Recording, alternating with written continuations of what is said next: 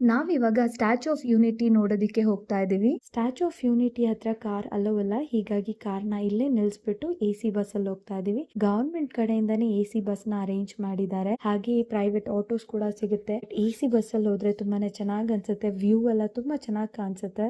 ನಮ್ಮ ಇಡೀ ಭಾರತವನ್ನು ಒಂದಾಗಿಸಿ ಏಕತೆಯನ್ನು ಕಾಪಾಡಿದ ಈ ಮಹಾನ್ ನಾಯಕನಿಗೆ ಇದೊಂದು ಅದ್ಭುತವಾದ ಗೌರವ. ಇನ್ನು ಈ ಮ್ಯೂಸಿಯಂ ಒಳಗಡೆ ಬಂದ್ರೆ ನಮ್ಗೆ ನಿಜವಾಗ್ಲೂ ಆಶ್ಚರ್ಯ ಆಗುತ್ತೆ. ಭಾರತಕ್ಕೆ ಸ್ವತಂತ್ರ ಸಿಕ್ಕಾಗ ನೂರಾರು ಸಂಸ್ಥಾನಗಳಿಗೆ ಹಂಚಿ ಹೋಗಿದ್ದ ದೇಶವನ್ನು ಒಂದಾಗಿಸಿದ್ದೇ ನಮ್ಮ ಉಕ್ಕಿನ ಮನುಷ್ಯ ಸರ್ದಾರ್ ವಲ್ಲಭಭಾಯಿ ಪಟೇಲ್. ಅವರ ನೈಜ ಗಾತ್ರದ ಪ್ರತಿಮೆಗಳು ಹಾಗೂ ಅದ್ಭುತವಾದ ದಾಖಲೆಗಳನ್ನು ತುಂಬಾ ಹತ್ತಿರದಿಂದ ನೋಡ್ಬೋದು.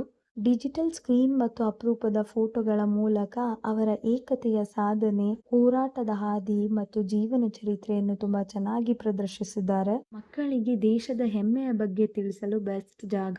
182 ಮೀಟರ್ ಎತ್ತರವಿರುವ ಈ ಸ್ಟ್ಯಾಚ್ಯೂ ಆಫ್ ಯೂನಿಟಿ ಇಡೀ ಪ್ರಪಂಚದಲ್ಲೇ ಅತಿ ಎತ್ತರವಾದ ಪ್ರತಿಮೆಯಾಗಿದೆ. ಪ್ರತಿಯೊಬ್ಬ ಭಾರತೀಯೂ ಹೆಮ್ಮೆ ಪಡುವಂತಹ ಇತಿಹಾಸವದು.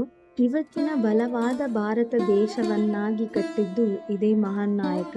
ಇವರ ದೃಢ ನಿರ್ಧಾರ ಹಾಗೂ ತ್ಯಾಗಕ್ಕಾಗಿಯೇ ಇವರಿಗೆ ಉಕ್ಕಿನ ಮನುಷ್ಯ ಎಂದು ಹೆಸರು ಬಂತು. ನರ್ಮದಾ ನದಿಯ ಸುಂದರ ವಾತಾವರಣದಲ್ಲಿ ಇವರ ಪ್ರತಿಮೆ ನೋಡಿದಾಗ ಇವರ ದೇಶ ಪ್ರೇಮ ಎಷ್ಟು ಎತ್ತರವಾಗಿತ್ತು ಅಂತ ಅರಿವಾಗತ್ತೆ. ರೈತರ ಹಕ್ಕುಗಳಿಗಾಗಿ ಹೋರಾಡಿ ಗೆದ್ದು ತೋರಿಸಿದ ಇವರ ಅದ್ಭುತ ಗುಣದಿಂದಾಗಿಯೇ ರೈತರು ಮತ್ತು ಗಾಂಧೀಜಿಯು ಇವರಿಗೆ ಪ್ರೀತಿಯಿಂದ ಸರ್ದಾರ್ ಎಂದು ಕರೆದರು. ಅಂದಿನಿಂದ ಇವರು ಸರ್ದಾರ್ ವಲ್ಲಭಭಾಯಿ ಪಟೇಲರೆಂದು ಪ್ರಸಿದ್ಧರಾದರು. ಸುತ್ತಲೂ ಸುಂದರವಾದ ನರ್ಮದಾ ನದಿ, ಹಾಗೆ ಅದೃಷ್ಟ ಚೆನ್ನಾಗಿದ್ರೆ ಮೊಸಳೆಗಳನ್ನ ಈಜಾಡೋದು ಕೂಡ ನೋಡ್ಬೋದು. ಸ್ಟ್ಯಾಚ್ಯೂ ಆಫ್ ಯೂನಿಟಿ ನೋಡಿದಾದ್ಮೇಲೆ ನಾವಿವಾಗ ಜಂಗಲ್ ಸಫಾರಿಗೆ ಬಂದಿದ್ದೀವಿ. ಬಟ್ ಇಲ್ಲಿ ಇನ್ನೂ ಅನೇಕ ಟೂರಿಸ್ಟ್ ಸ್ಪಾಟ್ಸ್ಗಳನ್ನ ಮಾಡಿದ್ದಾರೆ. ಎಲ್ಲ ಕಡೆನೂ ಟ್ರಾವೆಲ್ ಮಾಡೋದಕ್ಕೆ AC ಬಸ್ ಹಾಗೆ ಆಟೋಗಳ ವ್ಯವಸ್ಥೆ ಇದೆ. ಮಕ್ಕಳಿಗಂತೂ ಜಂಗಲ್ ಸಫಾರಿ ತುಂಬಾನೇ ಇಷ್ಟ ಆಗುತ್ತೆ. ಇಲ್ಲಿ ಪ್ರಾಣಿಗಳನ್ನ ತುಂಬಾ ಹತ್ತಿರದಿಂದ ನೋಡ್ಬೋದು. ಇಲ್ಲಿ ಒಳಗಡೆ ಓಡಾಡೋದಕ್ಕೆ ಫ್ರೀ ಗಾಲ್ಫ್ ಕಾರ್ಟ್ ರೈಡ್ ಸೌಲಭ್ಯ ಇದೆ, ಹಾಗೆ AC ಬಸ್ ಸೌಲಭ್ಯ ಕೂಡ ಇದೆ.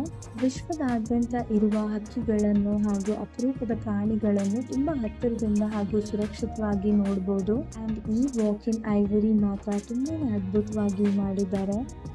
ಇಲ್ಲಿ ವಿಶೇಷವಾದ ಹಾಗೂ ಅಪರೂಪವಾದ ಹಕ್ಕಿಗಳನ್ನ ನಮ್ಮ ತಲೆ ಮೇಲೆನೆ ಹಾರೋಗೋದನ್ನ ನೋಡೋದಕ್ಕೆ ನಿಜವಾಗ್ಲೂ ಅದ್ಭುತ ಅನ್ಸುತ್ತೆ.